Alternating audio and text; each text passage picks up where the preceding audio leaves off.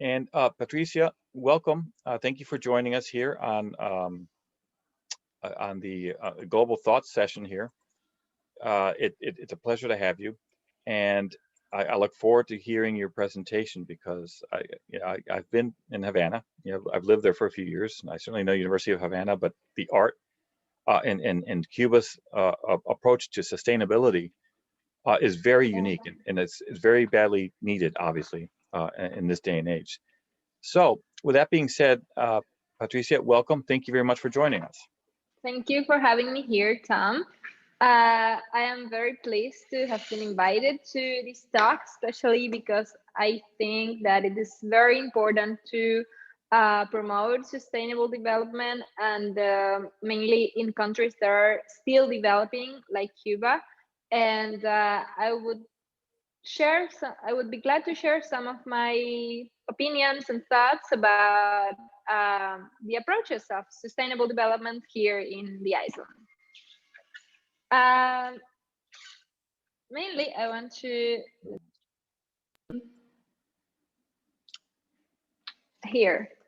to talk about sustainable development. As I said, the PowerPoint I had, it's like, do you find it, Tom? Yeah, I have it there. Can you see it? Okay, let me try again. Yeah, try. Let's see, because I think, hold on.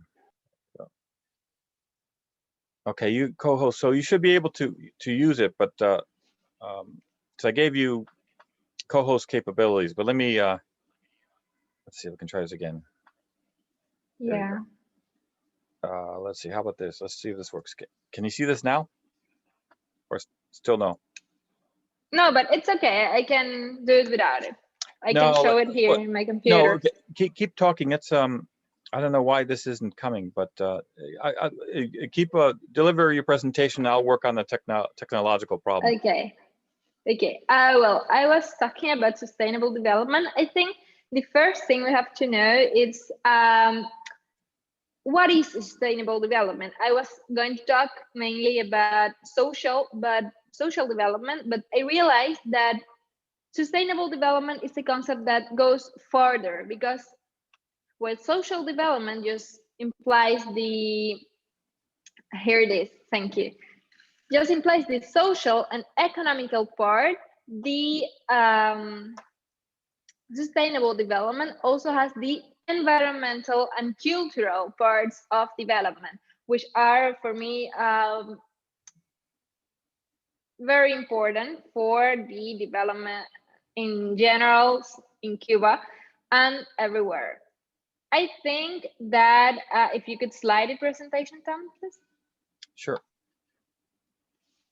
What I was talking about, the concept of development is what are we leaving for future generations? What are we giving to them? We are sometimes so blind because of the needs we have and how to get the money we need or the material things we need, that we don't think of the world we're going to live for the future. And that's what sustainable development wants to get: a balance and quality of life that is sustainable through time. If you could slide down, please. Sure. Thank you. And then I have this little diagram of sustainable development. As I said, it's a group of things. It's economical factors, it's environmental factors, it's social community factors, and it's cultural factors. That is very important because we cannot build a future without these parameters, without attending to all of these, to quality of life. I'm going to refer in the future to these parameters specifically in Cuba, how they work here, and what kind of actors are imposing these parameters here. Then in the next slide, I have sustainable development goals that are goals in the United Nations agenda and can mainly help us to understand what are these parameters explained. We have no poverty, zero hunger, good health and well-being, quality education, gender equality, and much others we can apply in our lives. We need to take more measures to guarantee the policies that would all help us get to this society. In 2030 is the United Nations goals, but in general, it's something all countries should achieve in the future. From here, there are some particular goals I want to focus because are the ones I have been working, like quality education, life on land, climate action, and partnership for the goals. About this, I'll be especially talking, and I hope I can get some feedback from you in the talk. In the next slide, we're getting inside the Cuban system. I have some of the data I think it's important to understand, mainly if you don't know or you have never been in Cuba, some points of these characterizations of Cuba. We have 11 million people. Of these 11 million, we have a 21% younger than 18 years old. So our population it's quite mainly old than we have children and stuff. That's one of the problems we have now because every time we have less children, and it can be by migration or by biological factors. But the thing is, it's one of the things affecting us. Then we have to guarantee that the kids we have here has the best scholarity systems, the best education, not just formal education, but also informal education. In the things they have, well, as you see, we have 20% of population that is older than 60 years old, which in a country like ours is a great deal of population. It's not the way it was going to work. In the last few decades, it worked in a different way, and now we're having this tendency that the government is trying to promote birth and natality in our systems. Now, in the next slide, we can see the main partners in the implementation of the Social Development Goals agenda in Cuba. As we see, the institutions are the ministries of education, technology and science, superior education, agriculture, public health, and other governmental organizations. That is one of the most important characteristics of Cuba, and I think it can play good for us, but also against, because all or most of the power is in the hands of the states and the government, and we don't get to, other actors don't get to act properly on the sustainable development or in general on economy and society in the country. Otherwise, recently, we are promoting more and more the participation of these actors in our system. The 3033 for the Strategic Management of Territorial Development, special chapters 3 and 4, are dedicated to the legislation concerning local development projects. And that is one opportunity, not only for state actors, but also to non-state actors to create and promote a better society. That it's something we have done in the past, but it was not legalized. But now we have a decree that regulates and establishes everything we need to know and to do for creating these kind of projects that can be for economical improvement, cultural improvement, social improvement, gender improvement, and from a local perspective, giving communities a better understanding of what's happening. The next slide I have is the two main subjects I want to talk about are entrepreneurship and development and cultural development.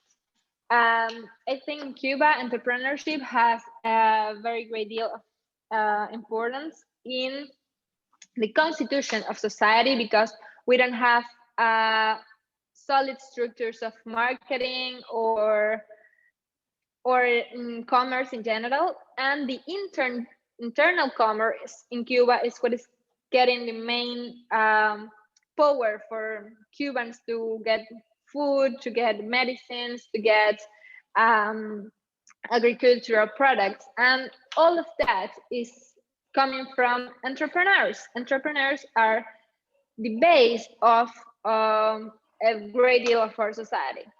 And then the cultural development, it also helps to have more knowledge of the spiritual part of the people, the traditions, the story, the history, and all of that, the comprehension of all of that, of who we are and our identity, can give us a more wise perspective for us to open to the world without prejudices, without any problems, and we can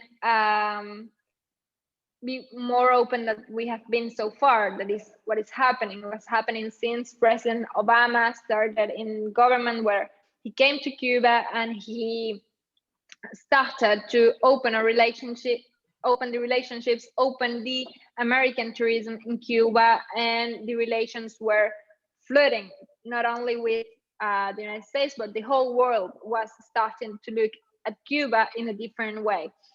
Then with President Trump, that was a little bit more paused, but we hope it can be retaken now that we have a new government, and that the situation, not only for the world, but also from us, seems to be more open about it. Then I want to share some of the projects I've been working specifically that have been for the Sustainable Development Goals achievement in Cuba and for education projects. Mainly, if you could slide them, I'm going to talk about Rebirth Embassy, Tercer Paraíso Cuba, that is a project. The next slide, Tom, please. That is promoted by the artist Michelangelo Pistoletto and his foundation Città dell'Arte. It's an organization that thinks that through art and creativity, it can bring together many organizational forms that with the goal of working for sustainable development in Cuba. It's a very interesting organization because it has an amazing network of entrepreneurs, state projects that all have a communitary focus, perspective, and it's very, very interesting how through the forums, they do annual forums where they bring together all these actors, they can really create change in societies, in local perspective and in national perspective.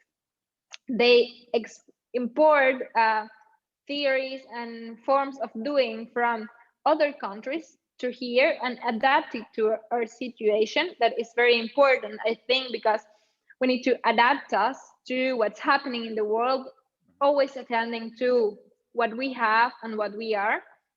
In that situation, I think it's very important. The last project called The Mine. The Mine is a project they made for plastic trituration and plastic recycling, because in Cuba, you see, recycling is creative. Recycling is basically the basis of how we live, because Cubans are always inventing new ways of creating, new ways of make a living, right? And that way of making a living comes from what they have in hand, and that comes from exchanging between themselves. Not all of it, but a big part. And Tercer Paraíso, it's doing with all that plastic, all that recycled bottles, um, products in plastic, are giving people jobs for working in this project that is funded by the European Union, and it's creating, it's going to sell it to another sustainable project called CNA3. That project works in Matanzas, that is not the capital, making sustainable furniture made with recycled plastic. And I want you to slide a bit, Tom, to explain some more about the Rebirth Embassy project with some pictures I have there. As you can see, the two pictures of the left are from the forums we have had. The forums this year, we had to make it online, and we took some of the agreements we made were focused precisely on bringing together state actors and non-state actors. That is what I want to bring here as main important thing for social development in Cuba. It is important to understand that not all state perspectives are okay, and not all non-state perspectives are great, but if we bring them together, if we get to consensus and to collide this perspective, we can get some really good things, because in the end, it is the state that has the power to make the policies, to change the legislations in the country. But if the state is disposed to listen to the organizations, to the little projects, to the entrepreneurs, what they have to say and what the experience they have had, they can really get to better legislations for us. The other picture is from the events we make on the streets of Havana, and it's something I want to resolve also, because we're always trying to bring community to us, to bring and we are trying to go as well to the communities, because it's that exchange with them what is very rich and what is very important for the development of little and vulnerable communities in Havana, that are many actually, and we're trying to work with them from the art, from culture, to promote jobs, to promote education, to promote new ways of access to development. Now, the other project I want to talk about, if you could please slide bit, Tom. This one? Want me to go back? No, that's perfect. There. Oh, sorry. Gaia Project is a project I have created myself in November last year with another fan of my university. It's a project to promote sustainable education. It's an education that children in our country can apply in formal and informal ways to create in the future an educational reform, an educational when we can also put in the study plans things about climate action, climate change, about creative recycling, agroecology, social transformation, and all that subjects are very important for the conceptions of development we want to have 10 years from now, 20 years from now. And those generations are the ones shaping that future we're going to get. Then I have here, like you can see, our mission, that is precisely to educate in a culture of sustainability and social development, to promote the participation of childhood, of children, of teenagers in eco-responsible, equitative, and just transformation of society. A transformation that, in the case of Cuba, it's going a bit slower than we would like, but it's going somehow. And in those new generations we are forming, we have to promote that change, that need of change, that need of identifying what's wrong and doing something for giving them tools for make it better. And that's what we are promoting. Then we have in the next slide some of the work we do.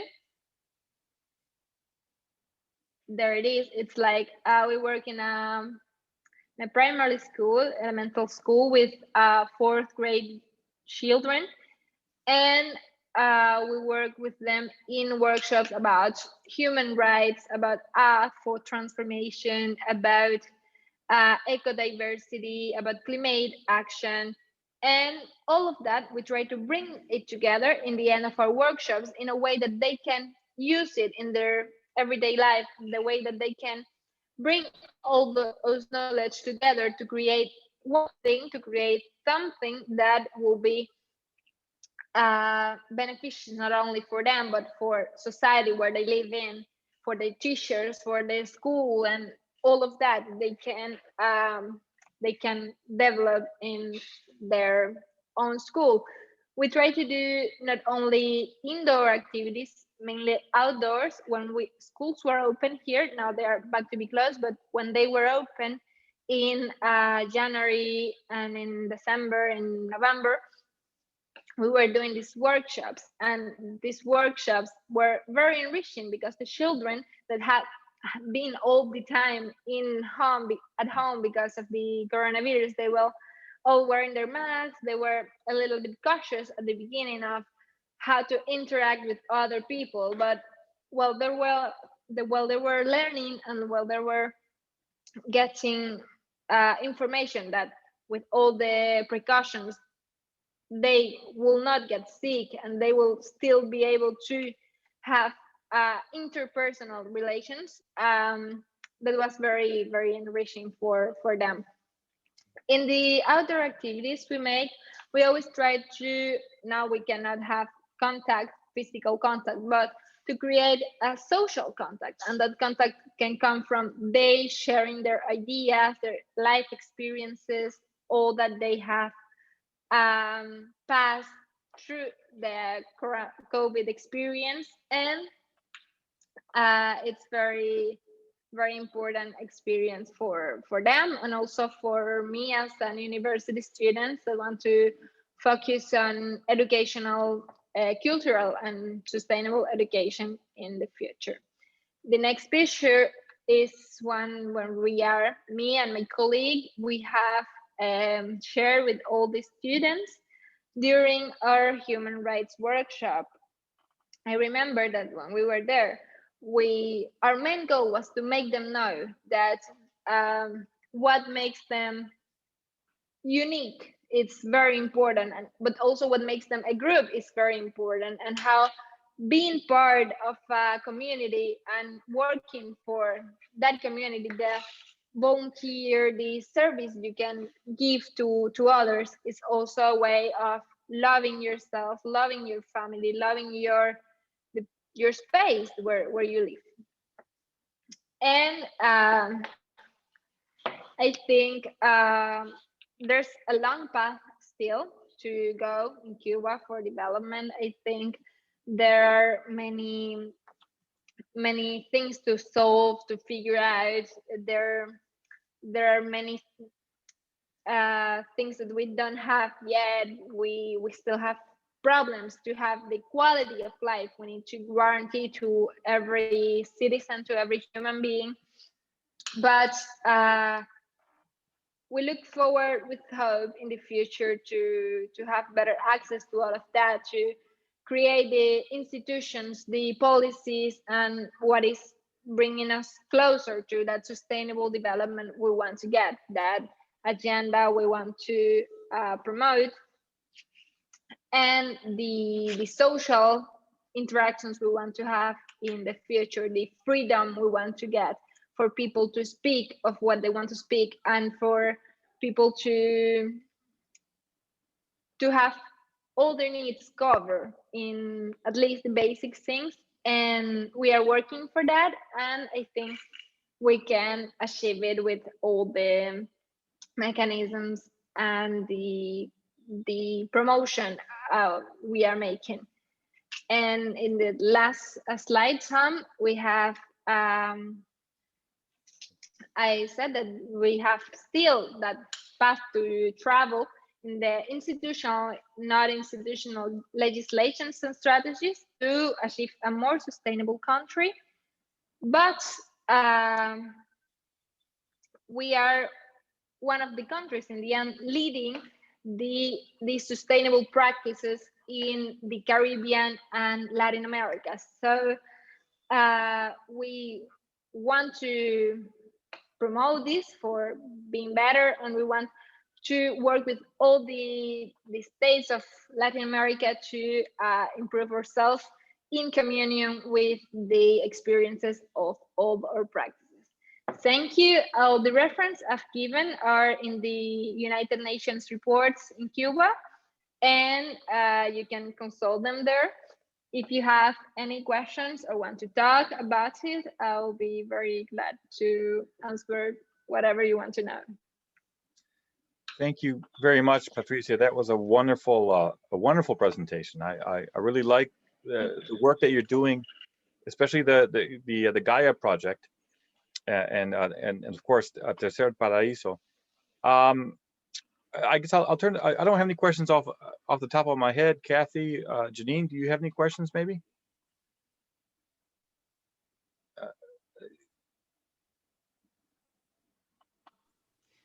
Yeah, the Gaia Project, as Tom just mentioned, is that, and maybe I missed it, if you said it, so I apologize.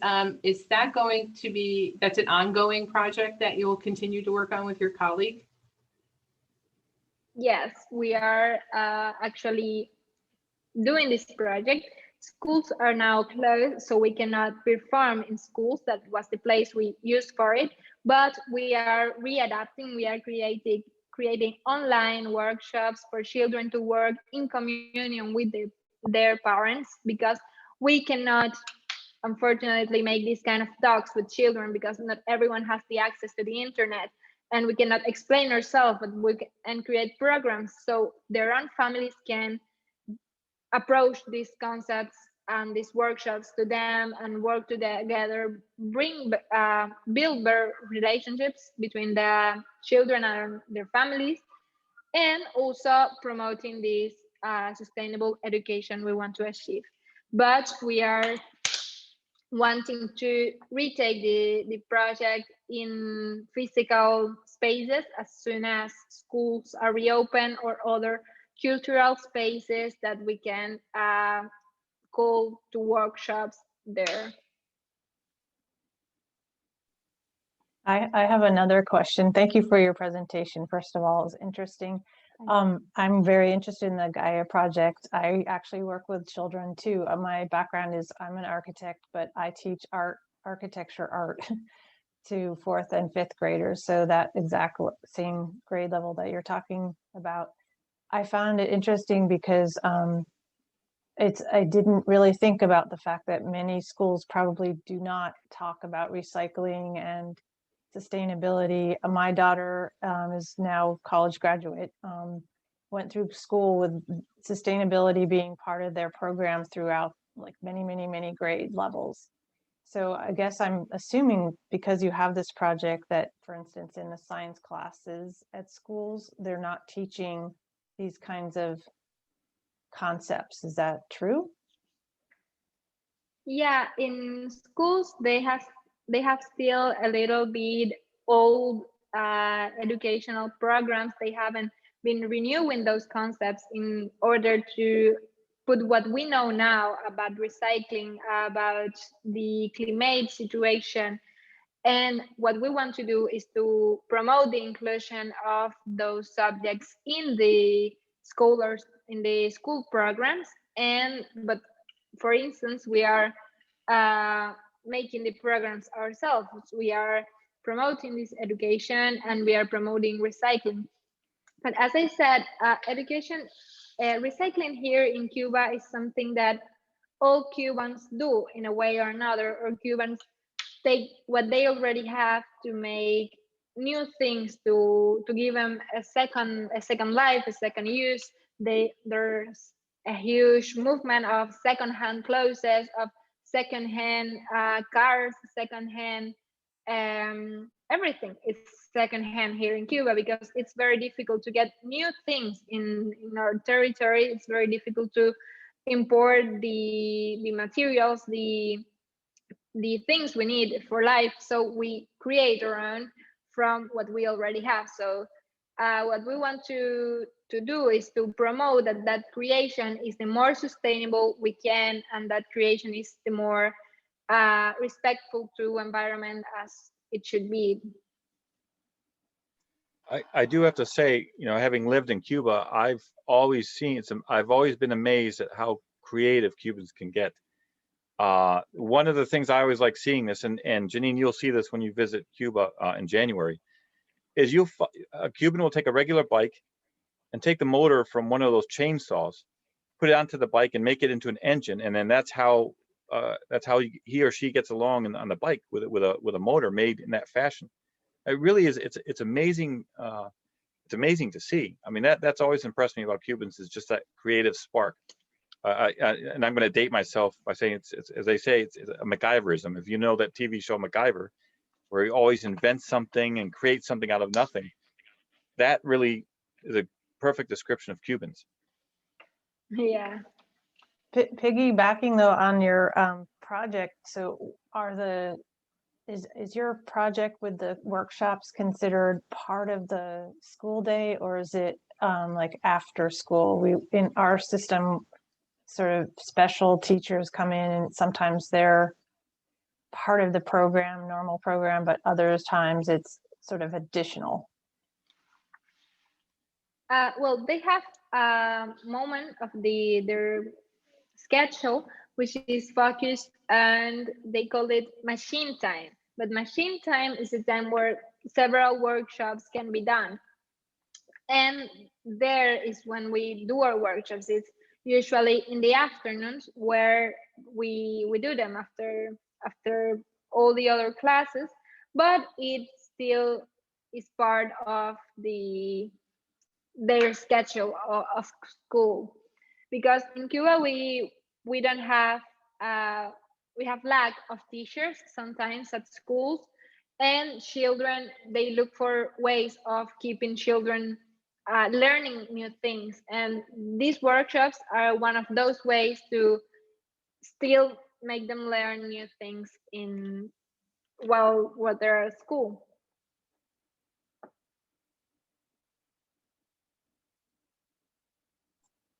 Kathy, I have a question for you. At Nazareth, I can't remember if you have a social work program. Did you have at Nazareth College? We do have social work. We have social work on the undergraduate and graduate level. And we also have a community youth development undergraduate program. Ah, very good. Well, then there may be a connection here to work with Patricia. Mm-hmm. Yeah, definitely. Yeah, sure. Good. And then yeah, it would be very. And Janine, you would be meeting Patricia in January when your group travels to Cuba. So I hope we get there. you will. It's just right now.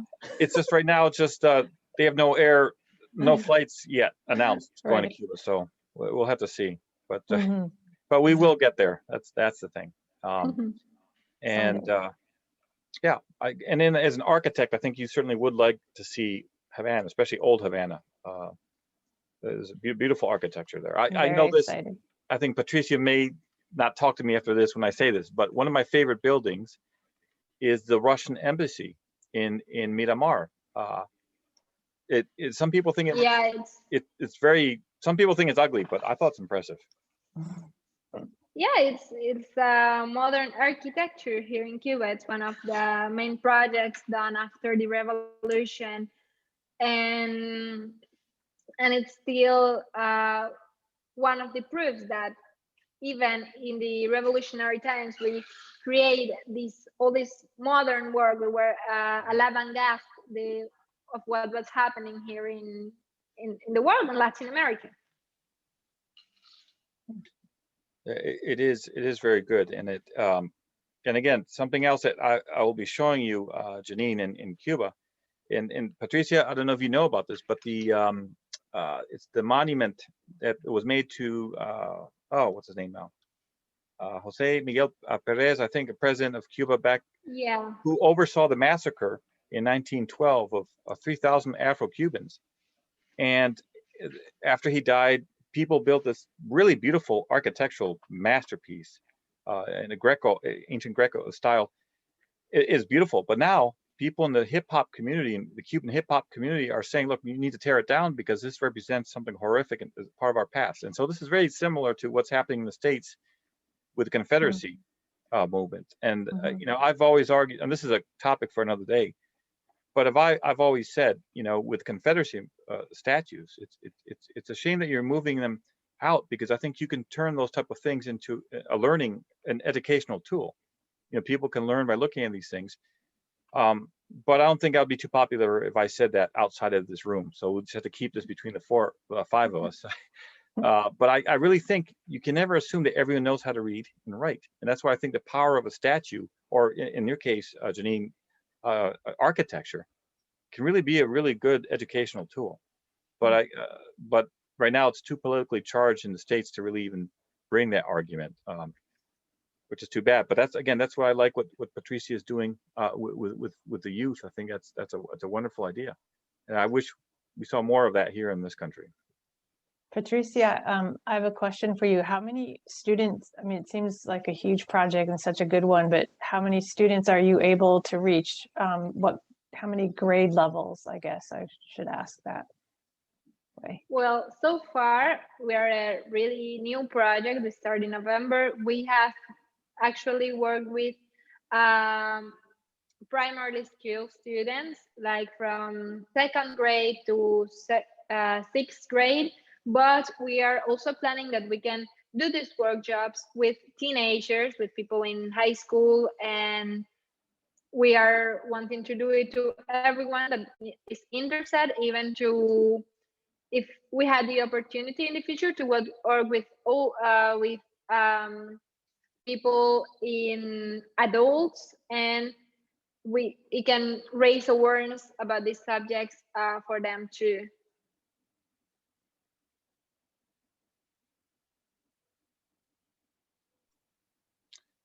Oh, very good. I do have a question for you, Patricia. I was wondering, because a lot of the people that Abradia works with, they've they've given donated some money to this a new kitchen in a tribal college. Is there any way for people to donate money to your projects or materials, maybe?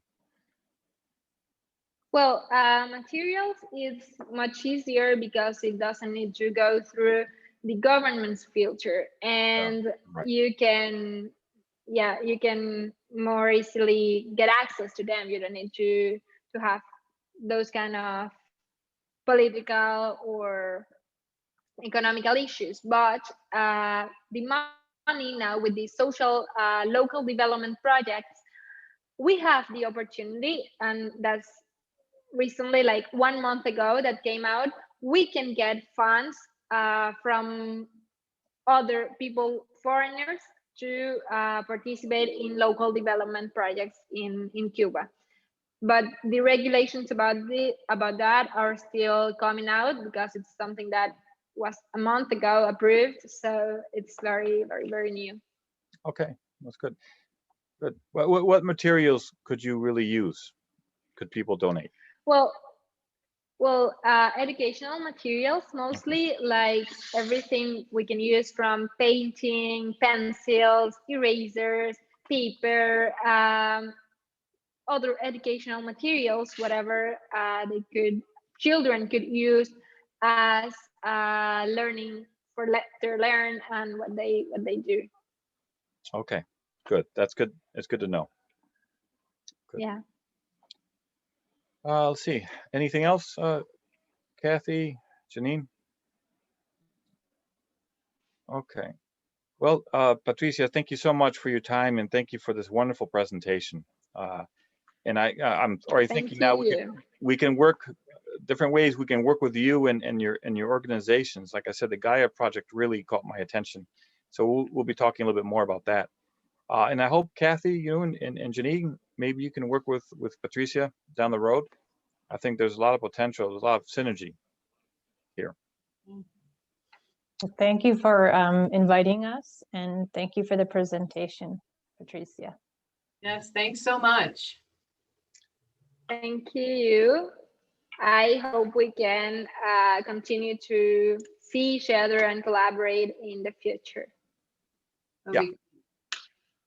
We will.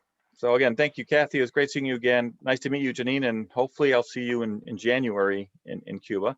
That would be nice. And Patricia, thank you so much for your time, and we'll be in touch. Thank you. Thank Okay. you. Okay, we'll be in Bye-bye. touch. Okay, bye. Bye. Bye.